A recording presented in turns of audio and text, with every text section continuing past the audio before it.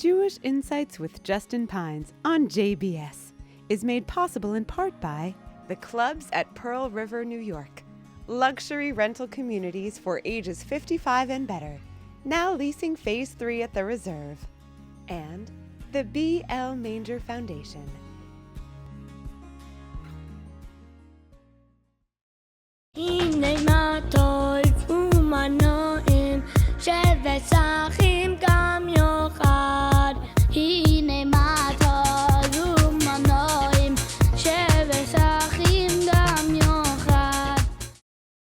Shalom and welcome to Jewish Insights. My guest today is award-winning author Ilana Kurshan, whose writing blends literary elegance with personal honesty and spiritual depth. You may know her from her memoir, If All the Seas Were Ink, about her journey through the Daf Yomi cycle of Talmud study, which received the prestigious Sammy Rohr Prize for Jewish Literature. Full disclosure, Ilana is also my cousin through her marriage to Dr. Daniel Feldman. Ilana's newest book, hot off the press, is Children of the Book, a memoir of reading together, which turns her attention to a different kind of lifelong learning, the secular and religious books we share with our children. In these pages, she explores how reading together is more than just a nightly ritual. It's a way of weaving a shared language, building memory, and passing on values. She invites us to see reading as cumulative, each story adding a new layer to the way she and her children understand the world and their place in it. In the next hour, we'll talk about the power of books to shape family bonds, how stories build on each other across the years, and what it means to read not only for information or entertainment, but for connection and meaning. Cousin Ilana, welcome. Thank you, Justin. It's such an honor to be here. Thank you. It's really a treat. I'm so happy that you're here. I know you live in Israel and with Daniel, and I enjoy my times in your guys' home. I actually was just reflecting before. I think when Tali and I first got engaged, I was at your house for Shabbat. Tali was in America, I was in Israel, and I remember reading the beautiful writing you wrote inside your Grace After Meals book, your bencher, and being inspired by it, and then it inspired our writing. And every time people come to our house for Shabbat dinner and they say, "This is so beautiful, I can't believe you guys wrote this," I give you guys credit, or at least I try to remember. So I'm sure that was you and some Daniel in there for sure, so it was on my mind, so thank you. Thank you. All right, so it's been a whirlwind. I know you had the book of the year, If All the Seas Were Ink. Everyone was talking about it. It's a memorable book. If I mention it today, everyone has read it, loved it, all those kinds of things. I'm sure that was a big experience for you. Before we even get into the new book, catch me up. What was it like to have that, you win a massive prize, everyone's asking you about your book and reading it. What was that experience and how have you carried that forward? What do you learn from that?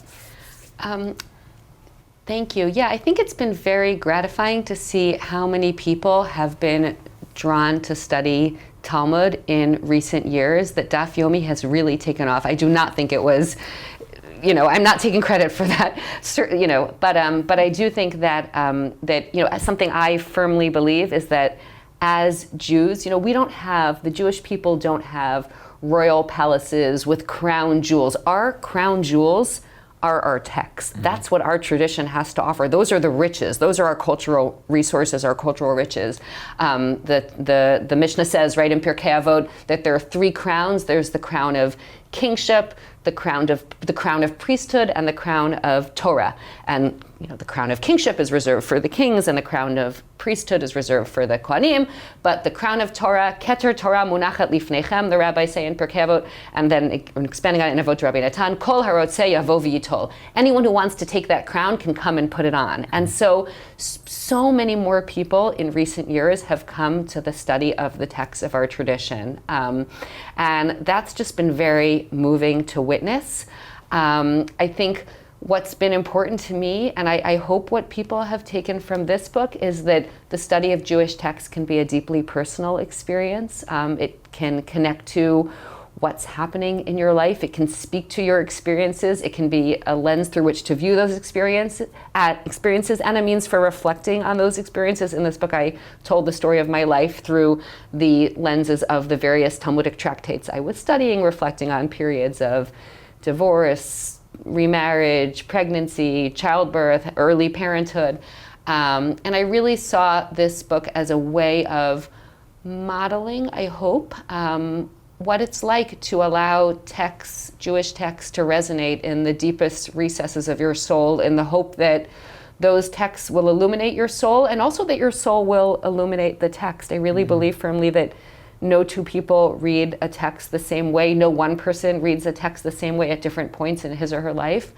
I continue now on, I think, my third cycle of Daf Yomi, and every time it's a completely different experience. And I just hope that this explosion of interest in studying Jewish texts will continue. Beautiful.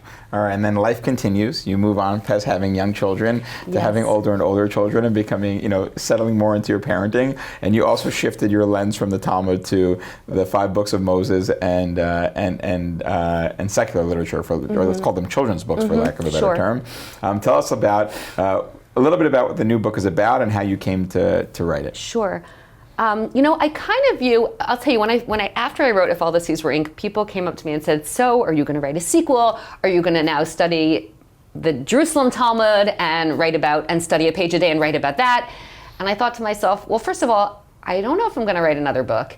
If I'm going to write another book, I don't want to do another Daf Yomi book. I kind of feel like been there, done that. Yeah. And yet I will say that my whole life I've made sense of my experiences through the lens of the books I'm reading. That's always been how I've gone through the world. I've always had half my head in a book and half my head in reality, or I won't even say that half my head's in reality, probably a little bit less, but we won't go into the fractions right now. But in any case, that is to say that I have always made sense of what's going on through the lens of text. And what I discovered as a parent is that it's very hard. I was always constantly reading as a child and into adulthood. It's very hard to have your head in a book when you're parenting young children, because children really need you present in mind as well as body, right? You can't be wholly absorbed in a novel when you're trying to watch your kids in the playground or make them dinner or what have you. And what I discovered was that the books I was primarily reading, and therefore the lenses through which I was seeing my life, were the children's books I was constantly reading to my children and rereading. And then that experience of constantly rereading made sense in light of another experience of rereading that we Jews are constantly doing, and that is the rereading of the Torah. Because through the liturgical cycle, we Jews are always in the middle of a book, and we're all always in the same place in that book, and that book is the Torah, right? We read the Torah starting in the fall with the book of Breshit. We read through the entire Torah, continuing the following fall with the book of Dvarim, with Deuteronomy.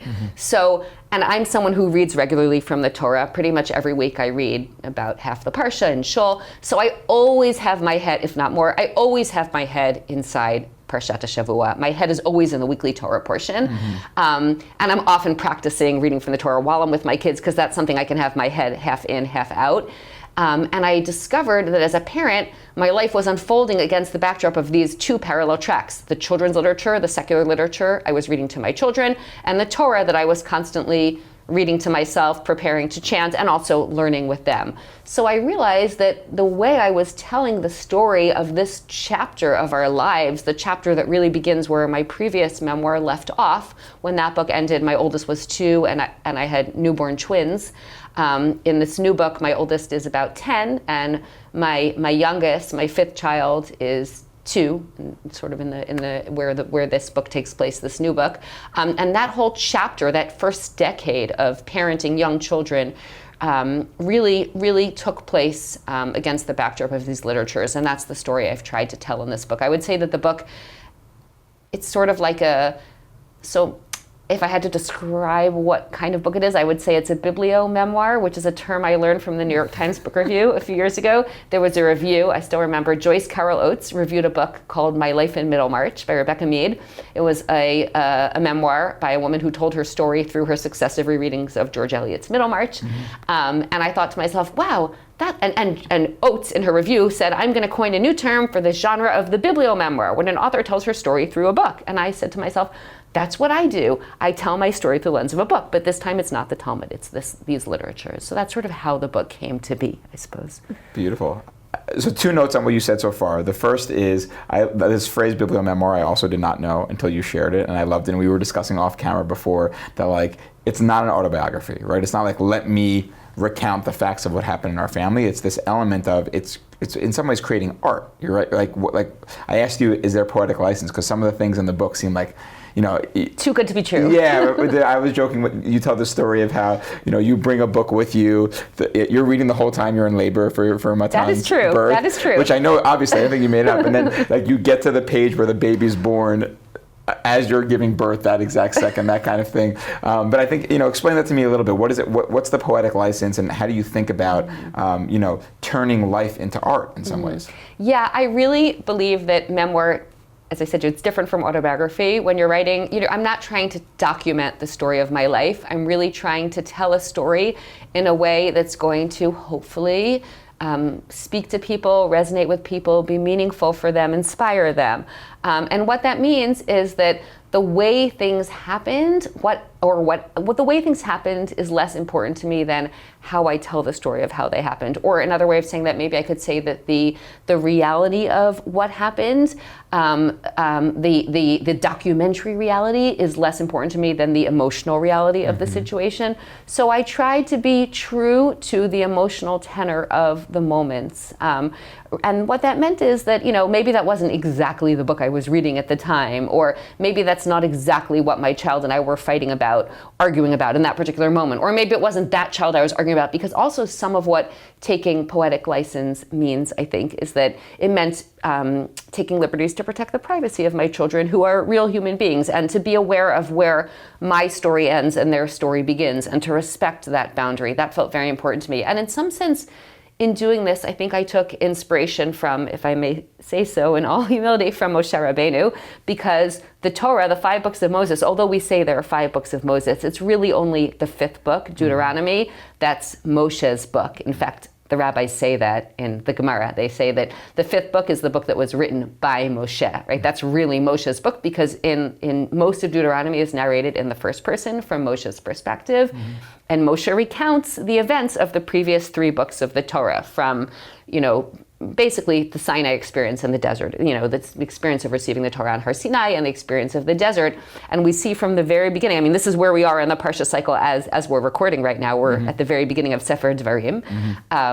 And we see in Sefer Dvarim, we saw it in last week's Parsha, that Moshe starts where he thinks is important to tell the story, right? He starts with leaving Sinai. He tells the story of the spies the way he experienced that story, that it was Bnei Yisrael's experience to send the spies. He tells his story the way he wants it to be remembered for very specific didactic purposes, i.e. Dvarim is supposed to be a guide for Bnei Israel when they enter the land. And with that in mind, with that pedagogical purpose in mind, Moshe tells the story in a certain way. It's Moshe's story of the events. It's Deuteronomy. It's the second law. It's the Mishneh Torah, right? As Dvarim calls it, right? In Dvarim, it's referred to as the Mishneh Torah. It's Moshe telling the Torah over again, and yet it's not identical to what actually happened. And I really did take inspiration from Moshe and say, I'm trying to create something of beauty in this, in what I'm writing. And that meant that sometimes I cut out whole sections, because I said, well, this is accurate, this is what happened, but it's not going to speak to anyone. I don't think it's well written enough. I don't think it's meaningful enough. Cut. So beautiful. And it comes out so powerful and moving, and it really is a piece of art, and it really draws you in. So I want to, pick up the book. Those watching at home or listening, pick up the book. You'll get it, especially if you're into reading or if you have children or any of those things. But let's kind of walk through a little bit here. You frame the book through the 5 books of Moses, right? There's kind of 5 sections: Genesis, Exodus, Leviticus, Numbers, and Deuteronomy. Let's just make our way through those. Let's start with Genesis, Bereshit. How you think about the lens of that first book of the Torah and how it comes about here. Sure. So in the section on Genesis, in the first part of the book, I write about how books create the world for our children. I think as parents, for most parents, one of the very first books we read to our children is, I don't even know if you even want to call it a book, but these books called Black and White, where it's just a series of black images against a white background, and then white images against a black background. Often it's sort of an accordion style, and parents will wrap it around the crib or the bassinet so babies can gaze and, imbibe this literature, as it were. And the purpose of these kinds of books, as I discovered when reading it to my oldest Matan, when he was a newborn, basically what you're doing, children can't see anything beyond black and white when they're first born. They can't see any further than the mother's eyes when the mother is holding that baby. All this I learned as one does as a new mother. And really what you're teaching children with those black and white books is how to distinguish black from white, how to separate light from darkness, and then by extension and with time, how to tell right from wrong and good from evil. It's really it's what we say in the bracha Chonen Hadad. It's right, how to distinguish, how to be discerning, how to achieve visual and moral clarity. And that was essentially God's first act in creating the world. What did God do when God created the world, right? In the first verses of the book of Genesis, right? God separates light from darkness and calls the light day and the darkness night. That's how the world is created. And it's really what children are going through in those earliest days out of the womb when they're still generally, at least if my kids are any example, sleeping all day long and then up, ready to party, all night, right? When babies don't yet haven't yet developed the circadian rhythms to distinguish day from night. And I realized that those first books we read for our children, as we're sitting there saying, pointing at the objects in those black and white pictures and saying, bottle, cup, boat, truck, as you're basically speaking the world into being for your child. You're creating the world through language for a child, which is what God did, right, in the first chapter of Genesis when God spoke the world into being. And that was really what started my whole reflection on these parallels between, and certainly with Genesis, parallels between the creation story and the way books create the world for our children. That's so beautiful. I think, you can think I'm our youngest is 3, so we're past the can't see color stage at this point. Yes, thank God. But I think, and I'm sure we'll miss them as well. And I remember my oldest being in the hospital and be like, oh my God, we need books that have no color. That's what the website says, right? Quickly. Right. And I think same thing, that trickled through 2 or 3 kids, but I think didn't make it to our 4th. That's what happens. What can you do? But another thing that I struggled with then for sure was, when your kids are that small, the books are, I don't want to say they're boring, but they're it's a lot of, I actually know, first of all, they can't see colors, but also there's this idea that they need to hear things over and over again to assimilate them. Whereas older kids are I've seen that, leave me alone. They're please keep reading the same book thousands of times. Yes. So talk me through that piece, what does it mean to read the same book over and over again? And how do you think about that? It's a very different kind of reading experience. I just can I still hear my kids, young kids saying, again, read it again. Kids, when they love a book, they want to hear it over and over and over. And as parents, sometimes, often we're like, please, can we read anything else? Not there's a monster at the end of this book for the 500th time. We all know there's a monster at the end of this book, or whatever it is, we don't need to read this again. That did make me think a lot about, it made me think about reading Torah, of course, which is a repetitive cycle, but it also really made me reflect on the experience of Jewish prayer. Because when we pray, we have a text, we have a fixed text, the Siddur, and we recite the same words day after day. Our tradition has a fixed liturgy, right? And we're really, the goal of prayer is not to tear through the Siddur and then throw it aside and say, been there, done that, read that. We know there's a monster at the end of the book, set it aside. No, just like the child saying again and again, right? God wants to hear our prayers again and again, right? In the Talmud we read, HaKadosh Baruch Hu mitaveh letzfilatan shel tzadikim. God desires, lusts for, literally, mitaveh, the prayers of the righteous. God wants to hear our prayers in the same way that the grass thirsts for water. Chazal connect those two. The rabbis connect those two. And this idea that when we pray, the point is not to get through it, but to recite those words meaningfully, in the hope of forging a connection, and the hope that this time when we pray, it will be different from all other times because we'll be able to be more present. We'll be able to connect to the text and connect to the person for whom we are reading that text, i.e. God, right? And when we're reading to children, the goal is not to find out, I don't know why I chose this example. I've never chosen an example before, but the goal is not to find out, is there a monster at the end of the book? No, we all know that. The goal is to connect with the child through the text, to have a meaningful reading experience. And it was on one of my, 57th rereadings of the same book, whatever it was, The Very Hungry Caterpillar, I don't know, whatever it was, that I realized that wow, this reminds me so much of what a meaningful prayer experience is supposed to be, where the focus is not on what is being communicated, but how it's being communicated. And even more than the communication, the focus is on the connection that's forged. Beautiful. Yeah, that makes me reflect on, we try our best to recite blessings over food in our house, which also can be very mundane, throw it away, but trying to actually pause and each time you say it over and over again and building that up. Beautiful. I love that. All right, so before we move on from Genesis, I know that I had asked you if there was a piece you wanted to share, so I'd love for you to share.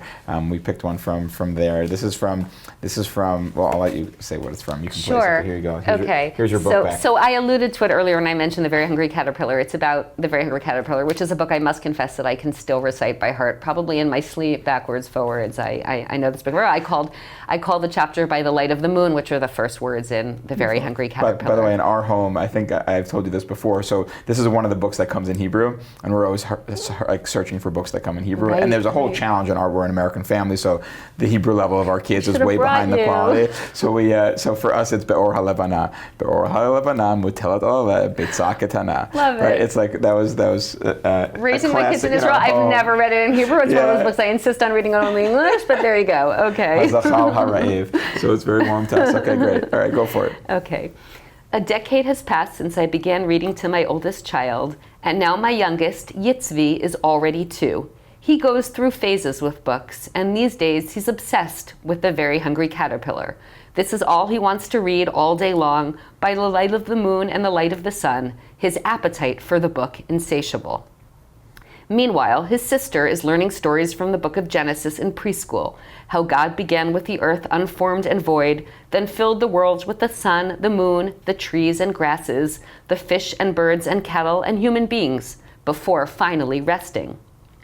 Each day after school, 5-year-old Shalvi wants me to read it to her from the Illustrated Children's Bible. She thrusts the book into my lap on top of The Very Hungry Caterpillar, but her younger brother Yitzvi is unrelenting. "Hungry caterpillar," he insists, dropping the Illustrated Bible to the floor. I look at Shalvi sympathetically. She's going to have to turn the pages by herself or wait patiently for one more Hungry Caterpillar rendition. She sighs with visible annoyance as I begin to read to Yitzvi, though this time I read through the lens of the Bible stories my daughter wishes I would read instead. At first, the world is just darkness and potentiality, a tiny egg in a dark world illuminated only by the light of the moon. This is the darkness of the start of creation, when the world is still unformed and God creates light, but life has not yet emerged. And then there is sun, and the first creepy crawly things appear, and pop, the caterpillar emerges. On each subsequent day, the caterpillar eats more than the day before, and the pages unfold as a series of flaps that grow wider and wider. 1 apple, 2 pears, 3 plums. Each day follows the same formula. The caterpillar eats, but he is still, I draw out the final L, then pause and look at Yitzvi. "Hungry," he concludes. In the book of Genesis 2, each day of creation is narrated with the same repetitive formula. God said, "Let there be," and it was so. God saw that it was good, and there was evening and there was morning. Each day God creates more and more, but the world is still incomplete. On the 6th day of the caterpillar's life, his appetite peaks. Over the course of a full-color 2-page spread, he eats every kind of food: cake, ice cream, cheese, salami, a lollipop, a piece of pie. This explosion of bounty has its parallel on the 6th day of creation, when God makes every kind of living creature, cattle, creeping things, and wild beasts of every kind, as well as humanity created in God's image. God charges the man and woman to be fertile and multiply and fill the earth. But the tiny caterpillar in the bottom right-hand corner of the page is full already. He has a stomachache and can't possibly eat another bite. Then comes a period of dormancy, of sitting still and holding tight. God sees all that he has made and finds it very good. And the heaven and earth are completed in all their array. What is left for the seventh day? The caterpillar builds his cocoon and remains inside for 2 weeks. It seems as if nothing is happening. The cocoon is large and brown and it fills the whole page. For the first time, we don't see the caterpillar with his wide smile and big green eyes. This is Shabbat, the day of rest, when we are commanded to imitate God and desist from the work of creation. We might think that on Shabbat, that nothing is happening. What could possibly come of resting and staying put, holed up in the cocoons of our homes?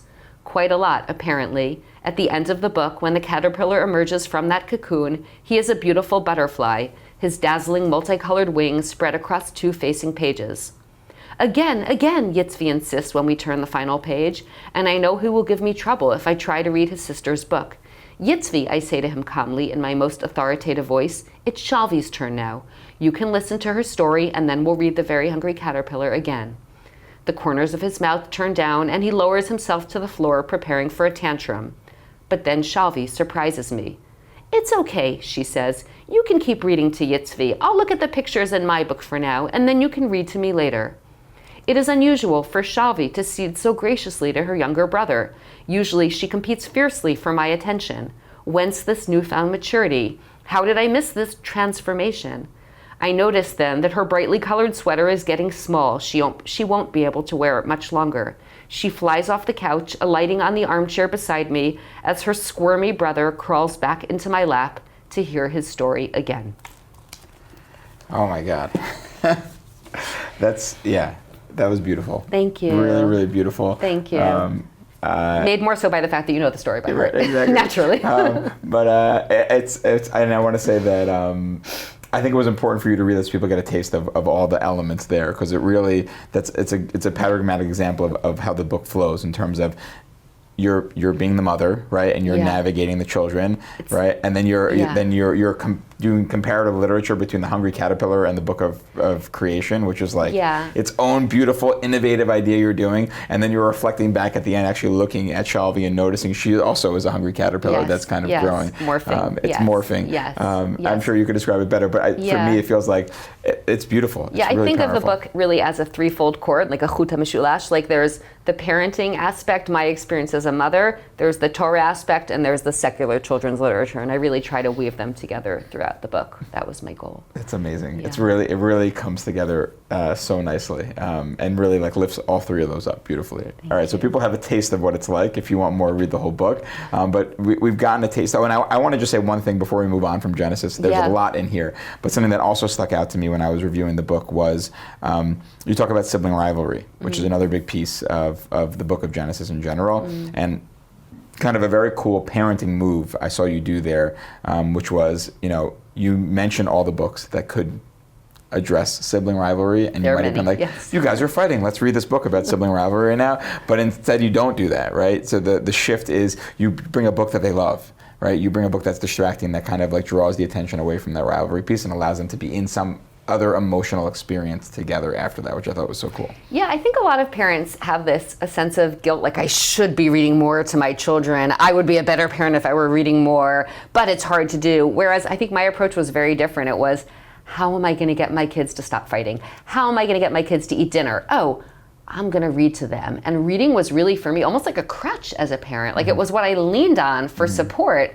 And that is to say, we had on our kitchen table when the kids were little, we always had a stender, like where you put like Sifrei Kodesh, Gemarot, whatever it is, Talmuds, right? We keep your sacred books. But and this was a stender that I used to support when I was learning to support my books, but I repurposed that stender, put it on the kitchen table, and I would use it to support all the books that I read to my kids at mealtime, like the Blueberry Pie Elf, the 7 Silly Eaters. Like we had a whole spoon, we had a whole array of mealtime favorites. A lot of them were food-related books. And I would read to my kids picture books during meals, because when you have 5 little kids, like there's no chance. I mean, it's very nice, the ideal of the family dinner. My parents were amazing at it. I don't know how they did it. I have not succeeded in that except on Shabbat. Really, meal times are when they eat and we read as parents. Like that's the only way we can get through the meal with everyone not bickering and actually consuming enough food that they can, get into the bath and go to bed, which is the goal, right? So the way that I found that I parent best is by using books to calm, assuage, distract, what have you, my children. And I don't view that as like, oh, because, that's how I am a good parent. No, that's just how I survive as a parent. Right. Right, and we'll come back to that in a second, because I would say the average person probably turns to screens there, and instead you're going to books. But before we get there, talk to me about the motif of the Exodus chapter. Oh, sure, yeah. Okay, so in the second part of the book on Exodus, I really view Exodus as the story of a journey to liberation. The journey out of Egypt is the journey to become a free people. And as God says explicitly to Moshe when Moshe's at the burning bush, in the beginning of the book of Exodus, God says to Moshe, the purpose of going out of Egypt is so that you can worship God on this very mountain. That mountain, Horeb, is also Sinai, right? You're going to come to this mountain and you're going to receive a text, the text of the Torah, and that's why you're going out of Egypt, so you can be free of Pharaoh and be my people. That is to say, I view the book of Exodus as a journey towards the increasing liberation that comes when a child is able to read on his or her own. That when children know how to read, they can be anywhere they want. And I take my inspiration in Paradise Lost. John Milton puts these words in Satan's mouth.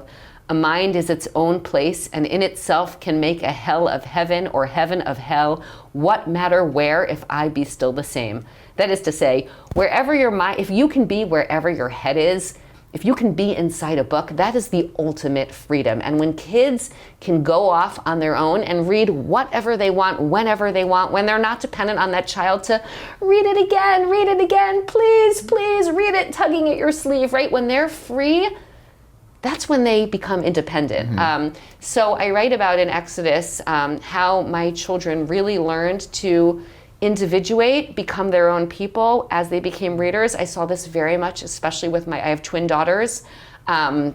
When they were young, they never wanted to wear the same clothes. It was bad enough they had to share a room and for a long time share a trundle bed. They didn't want to have to do anything the other one was doing. So the moment one of my girls began reading, she began reading this early reader series called Ivy and Bean, hopefully familiar, okay? Yes. You have 3 girls, so you know. One of my daughters began reading Ivy and Bean. The other one was like, I'm never reading those books.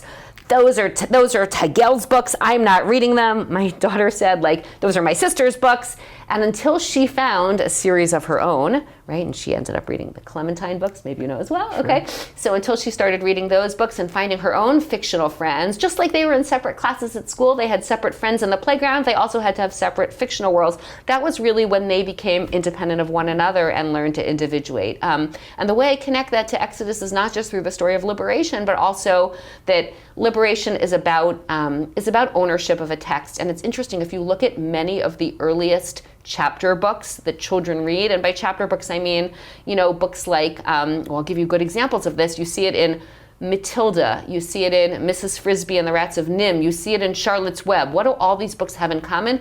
Literacy in all of these books is described as something miraculous, right? Charlotte is able to write the word some pig using the filaments of her web, and that chapter is called The First Miracle, okay? Matilda can write with her eyes on the chalkboard, and what can she do as a result? She can set Miss Honey free from the trunch bowl. Sorry if I'm going into too much detail. These books are very familiar to me, right? Spoiler alert. Sorry, I've already spoiled the Torah for you. I already talked about Deuteronomy, so I might as well spoil Charlotte's Web, right? Right, Charlotte's Web, the pig gets free because of what Charlotte can do. Mrs. Frisbee, the rats get free from the National Institute of Mental Health because they can read the words on their cages that say, to free lever, pull left and then up. The moment they can read those words, they pull left and up and they all break out of their cages. A theme in a lot of children's books is that literacy sets you free. And I truly believe that, and I think that that's a deep message of the book of Exodus, that when your master is God and Torah and not, a demonic Pharaoh figure, that's when you have true liberation. Beautiful. And that resonates so deeply. And, I'm on to my second independent reader now, and it's just it is so night and day. Once they have that everywhere, they can read signs, they know what's going on, they just have access to the world. Yes, in a totally the world different way. unfolds. We had this experience recently because my husband was on, I'll say this very briefly, was on sabbatical in South Korea for the year, and we all spent a month with him there. And none of the signs are in English. Everything is in Korean. We couldn't, of course, make out the script. And at the time, my son, my youngest child, he's I was calling him illiterate, and a friend just said, can we call him pre-literate? And I said, okay, we'll call him pre-literate. So he doesn't yet know how to read. And I realized, well, this is what the world must look like for him. You see the signage everywhere. You know that it has meaning, right? The whole world is pregnant with meaning, and yet that meaning eludes you, right? Because you have no idea what those symbols mean. And yet there are symbols everywhere, but it's in this script that you can't yet decipher. And it was only seeing that Korean signage everywhere that I began to appreciate what must it be like for a child on the cusp of literacy. Sure. And then how quickly, it's like, you go to the eye doctor, and they switch the lenses, and all of a sudden the world sharpens into focus. That's what it's like for a child. It's a miracle. It really is a miracle, in the same way that the 10 plagues are miracles in the book of Exodus, right? That it's by a series of miracles that the Israelites are set free. Beautiful. My second oldest Caroline now has like gotten over that hump, and I'm at the library every day. I can't keep track of all the books she's reading, because she's like bringing them on the bus everywhere she goes. She's flying through them. It's the crazy. Best. There was, while we're still in the Exodus space, one chapter that stood out to me was like this tablets motif, which was so clever. I won't ruin it. You tell it a little bit, if that's okay. So when I talk a lot about the sin of the golden calf, when the Israelites are at the foot of Mount Sinai, waiting for Moses to come down after 40 days and 40 nights, when he's up receiving the Torah, being taught the Torah by God at the top of Mount Sinai, and down below the Israelites, of course, are building this calf. And I teach Torah regularly, and there was one day when I was coming home from teaching Parshat Shavua, and I had just taught a class about Parshat Kitisa, which is the parsha where the golden calf episode happens, and I was trudging up the stairs to our apartment on the top floor of our building. And we have a rule in our house that the kids are not allowed to be on any devices when there's no parent home. And they're supposed to, of course, uphold this rule, follow it. And I walk in the door, and I find all my kids are huddled around the iPad watching some ridiculous YouTube videos about, I don't know, mini cupcake decoration or whatever, inane, whatever they watch. And I walk in the door, and I am so enraged because we have a rule, and how could they violate it? And I storm in, and I grab the iPad, and I say, I am going to smash this tablet. And then all of a sudden it occurs to me what I'm doing. Like, here I am, just having taught about the smashing of the tablets. But it really made me think about the deeper connections between the stories, because what's the difference between the kind of worship that God wants us to follow, that is to say, worshiping an abstract, invisible God that we can't see, we can't hear, we can't touch, versus having tangible evidence of that God. And really, the sin of the golden calf was because the people, without Moses there as their mediator between themselves and God, couldn't handle the idea of an intangible God, right? They couldn't connect to something, especially after their years of servitude in Egypt, where Egypt is, of course, it's the paradigmatic idolatrous culture, right, in the Bible. So this real sense of, wanting my children to be able to connect to something where the gratification wasn't instantaneous the way it is with screens. The calf, to my mind, is like the screen. It's the image fully formed, flashing in full color on screen before them. Whereas reading, like the worship of an invisible God, right, is a much slower process. It requires tremendous creativity, imagination, also moral imagination. You have to be able to conjure that God in your own mind. You can't create it out of your gold and silver jewelry, right? You have to be able to imagine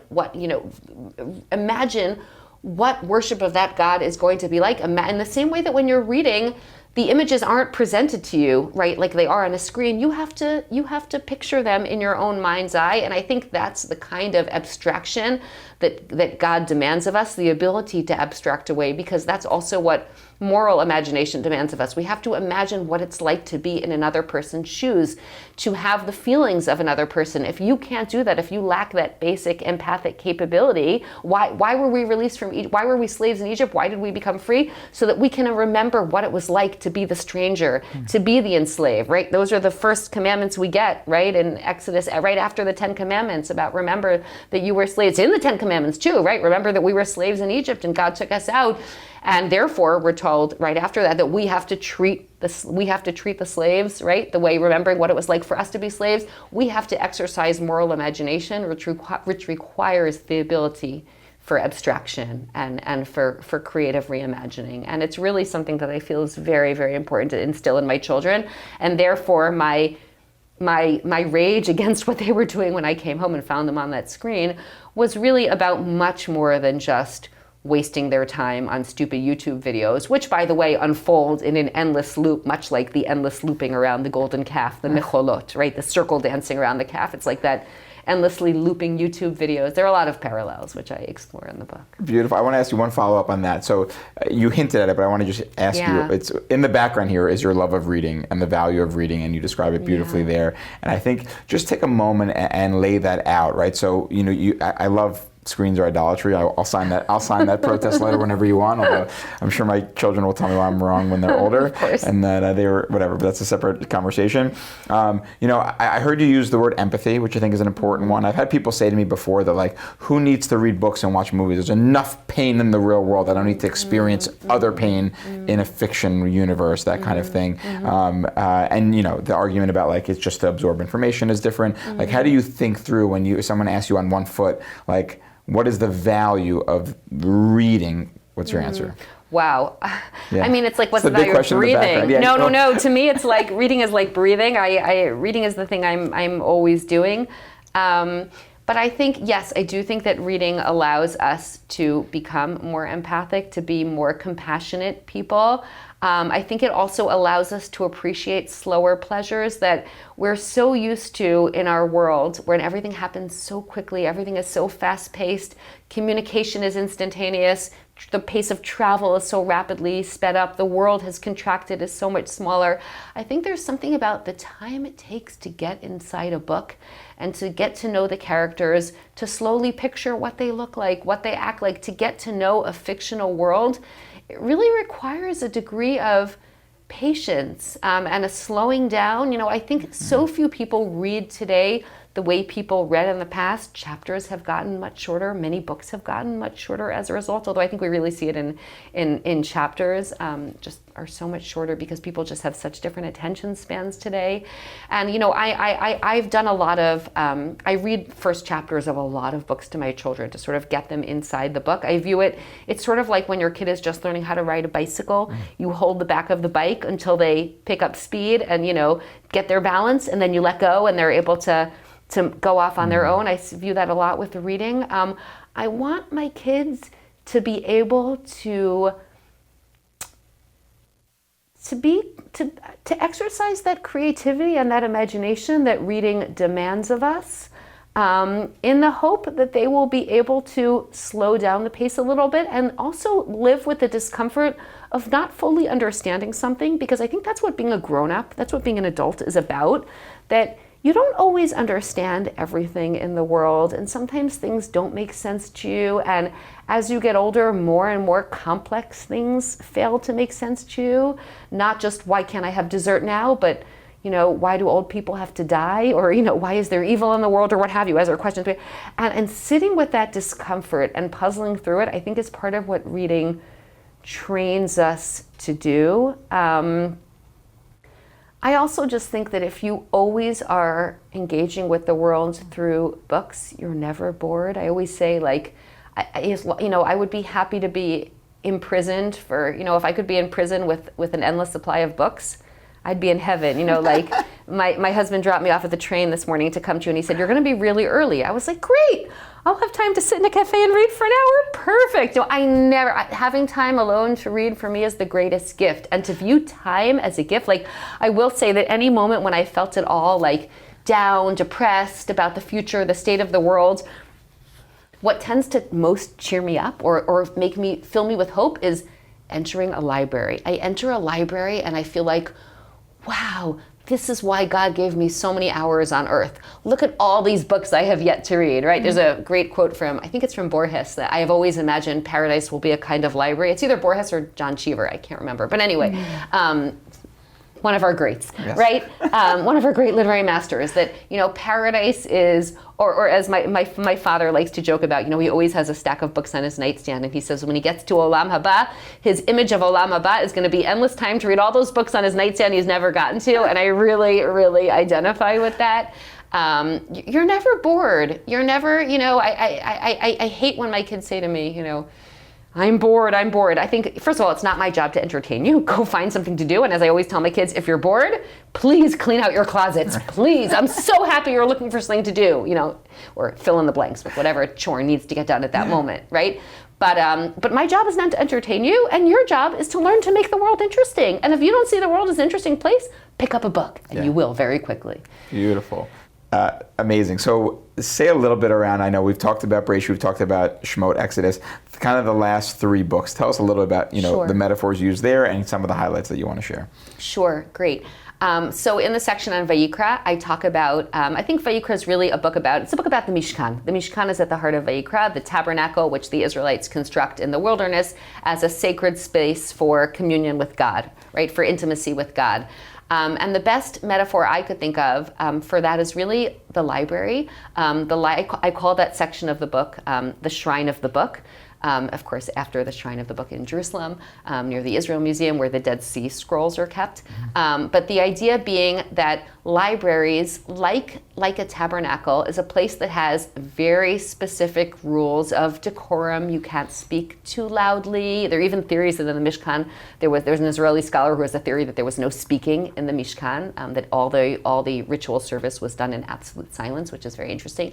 Anyway, but there's very specific rules about where you reshelve books and how you check out books and where certain books are allowed to go and who's allowed to reshelve books and when you're allowed to leave the library with books and when you're not, for how long you can keep books. There are a whole series of rules, just like the very specific rules of sacrificial worship. And I always thought of a library has always been the place where I've taken my kids. I call them like library dates, where we go to read together. It's where when I have time alone with one kid, which rarely happens, we go to the library together, we pick books and read together. So I really speak of and also, by the way, right, the Mishkan is a site of sacrifice. The Hebrew word for sacrifice, korban, comes from the word karov, to draw close. The idea of the intimacy that is forged through shared texts, and how texts have often been my way of achieving closeness with my children, especially after we have arguments. I write about a whole scene in the book, I write about a reapproachment with my son after we had a long argument, and it was only through our reading together of The Little Prince that we were able to tame one another in the way that the fox tames the little prince. I'm not going to go into the whole thing right now, but I would say that whole chapter centers around the library as a sacred space with tremendous potential for intimacy, and also the connections between the library and also the synagogue. And then in the next section on Bamidbar, I really focused that section of the book on our family's experience of the COVID pandemic, which was really where I was when I was writing a lot of this book. Throughout COVID, you go through this long period. It's a lot like the wilderness experience, the 40 years of wandering, where you're not sure exactly where you're going because God is charting your path and you have no idea where you're going to be next. When the Israelites are wandering, they're being guided by a pillar of cloud and a pillar of fire, and they never know when they're going to next camp and when they're going to embark on their travels again. And during this period, we had a lot of lockdowns in Israel where we were not allowed to leave home at all, except for the most essential needs. My kids had no school for months on end. And during that period, I read my children the entire Ramona Quimby series by Beverly Cleary. At the same time, I was reading to myself Beverly Cleary's autobiographies, which was really interesting because I had never read those as a child, though of course I'd read the Ramona books. And there was something very reassuring about the fact that although my kids were constantly pestering me with questions like, when can we go back to school? When can we go to the playground? When are we going to be allowed to see our friends again? And I could never answer those questions. When it came to the story, when they would ask me questions about the story we were reading, I always knew where it was going because I'd read those books before, and there was a certain degree of reassurance I think they got in knowing that even if I couldn't answer any of their questions in the real world, I always knew where we were going in the fictional world. And that was a very meaningful experience. In fact, when we got to the end of all the Ramona books, it was just as our first lockdown was ending in Israel, and our kids were finally, after many months of, I like to say they were enrolled in the Glenwood School with Ramona, in this fictional school, finally they could go back to real school. My kids went through all the books and looked at the Ramona books have these black and white illustrations every 10 to 12 pages or so. They're chapter books. And my kids went through all the books and looked at all the pictures, and they said, oh, remember that scene? Oh, remember that's when Ramona's cat died. That's Picky's tombstone. They went through the whole book and reflected, and it really reminded me of this beautiful midrash about the last parsha in Bamidbar when in Parshat Maseh, the Torah reviews all the many encampments. We read it just 2 weeks ago. Sure. All the many encampments of the Israelites in the wilderness. And the Midrash asks, why does the Torah go through wherever they encamped? Why do we need to know this? And the answer the Midrash gives is, it's a parable, it's a mashal, like a king whose son was sick. And he traveled very, very long distance with the child to take the child to a doctor and heal the child. And then on the way back, as they were going back through this long journey they had taken back to the palace, the king reviewed with the prince, here's where I held you, here's where I carried you, here's where I nursed you back to health, here's where I helped you, and showed him all the sights they had passed through on their way. And this is what the end of the book of Numbers is about, sort of God showing the Israelites. And that was really my kids' experience of going through the Ramona books, sort of doing a little siyum of sorts, celebrating their conclusion of these books. So I told the story of our COVID experience as a wilderness experience. Beautiful. And I'll say one other small thing that stuck out with me, and we can go to Deuteronomy, was you described the last hour before COVID, right? They say everything's closing today at 3, and your mind says, I need to get to the library and get all the books, which is amazing that you even thought of that. And I really thought of it as, I thought of it of how, when Bnei Israel are leaving Egypt, and, the Midrash says that it's not only the Midrash, also in the Torah, that they borrowed from the Egyptians, right. They borrowed all their jewels and whatever. Anyway, it was the same. I have to borrow as many books as I can quickly because these are going to be our only books for the pandemic, raiding the librry. Yes, right. Which is really, really what I did. It's an amazing image. And very inspiring. A different way to think about it. Beautiful. All right, now tell us Okay, so the last part of the book is on Sefer Dvarim, on the book of Deuteronomy. And I write about how Moshe retells the events of the previous 3 books of the Bible through the lens of his own experience. And I really see Dvarim as, I call this part of the book Moshe's memoir, Moses' memoir. It's really Moshe recounting what the experience of traveling in the wilderness and receiving the Torah and the sin of the golden calf, what all of this was like from his perspective. And that's the impetus for me to write about the differences between autobiography and memoir, as we touched upon earlier, the challenges of writing memoir when one is faithful to events exactly as they unfolded and when one has to take poetic license.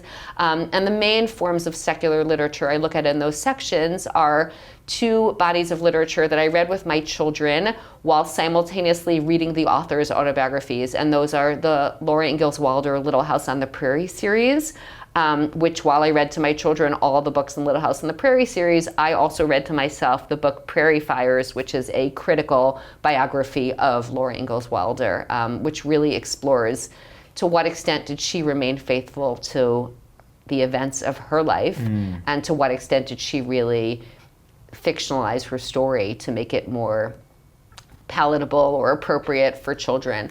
And also the second body of literature was the All of a Kind Family series about a family of 5 Jewish girls and their younger brother growing up on the Lower East Side at the turn of during World War I, so early decades of the 20th century. Those are books I loved as a child and really still had very much imprinted on my heart, knew them as if, I really remember the All of a Kind Family stories as if I'm looking at a photo album from my own childhood. Those stories are sometimes more real more indelible than my own memories, truly, I must say.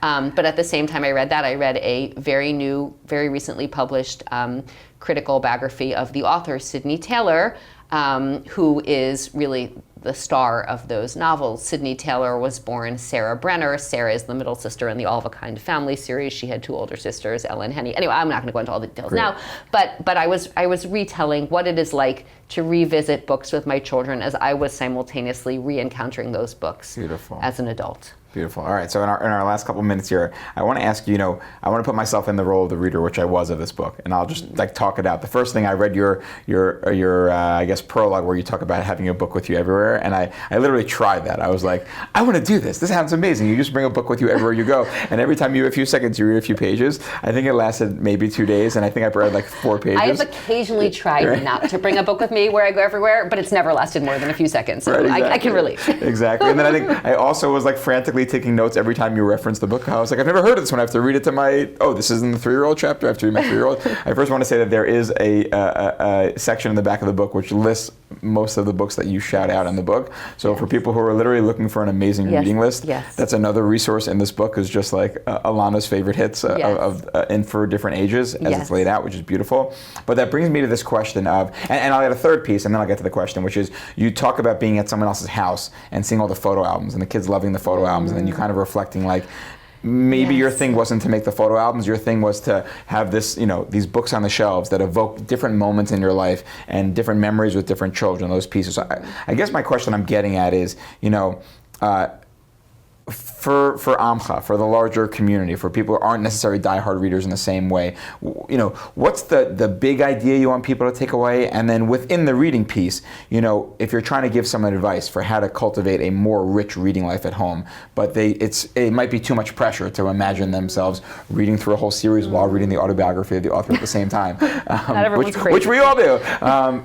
Tell me a little bit, what's the big takeaway? And within the big takeaway, what's the advice you have, as a Musar step, a small step to try to cultivate more reading in the home? Yeah, I should have known you'd end with the Musar question. I think that what I'm hoping readers will take away and parents will take away from this book is a sense that reading can be a very powerful form of connection with children. That when you read with a child, you are quite literally on the same page as that child. When you experience a book through a child's eyes, you're really experiencing the world through that child's eyes. And that can be so meaningful as a parent, to really be in the same place as your child. And I don't think one can ever be too heavy-handed as a parent, because we all know that kids rebel and they whatever is deeply important to us, our kids are going to choose something 180 degrees opposite. That's the nature of parenting. But I think there's tremendous value in just making books ubiquitous in your home, leaving books everywhere. I'm always cycling through new books to casually leave out on the coffee table, because if I push any book on my child's gonna read anything but, right? But I'm always leaving books out on the counter. I'm always, I read in bed with my kids at night, not necessarily reading to them, but now that they can read on their own, I'll just take whatever novel I'm reading and lie down next to them and read with them and model what it is to read with my children. I think it's so important to model that what we do as parents is so important than what we tell our children to do. And if our children see us reading and see that we genuinely enjoy reading, and not just reading for content, reading for information, but reading for pleasure, reading because that's how we want to experience the world, through the lens of other writers and other fictional characters. If our children see us model that, that's very, very powerful. And really, there's so many different ways to read with children. With the youngest children, we read to them. And then as our children learn to read, they read to us, and they're practicing sounding out words. And then as we get older, we can read the same books as our children. Our children can recommend books to us in the same way we can recommend books to our children. And that's a relationship that is ever evolving over time. And it's such a beautiful form of connection. And I hope just to inspire parents as readers to view themselves that way and to view their family life that way. Amazing. Last question in our final seconds. What are you reading today? Right now in my bag, I have a book called Sisters of Fortune. What's the author's name? Esther Chehebar. It's a book about growing up in the Syrian Jewish community. It's sort of described as Jane Austen of the Syrian community. And the book I just finished, I just read Allegra Goodman's Isola, which is Allegra Goodman is mainly thought of as a Jewish American writer, but this book has nothing to do with anything Jewish. It's about being marooned on an island in the 14th century in the New World, and it's fascinating and really riveting, and I couldn't put it down. So amazing. Thank you. Yeah. All right, so thank you so much, Ilana. If for somehow you have not heard of or seen If All the Seas Were Ink, pick it up and read it. It's amazing. And as the story continues, Children of the Book, a memoir of reading together, pick it up. It's amazing. I loved it. I flew through it. I'm going to read again, and we're fighting over who reads it next in our house. But thank you so much. Thank you really so much, it, Justin. Thank you. Thank you.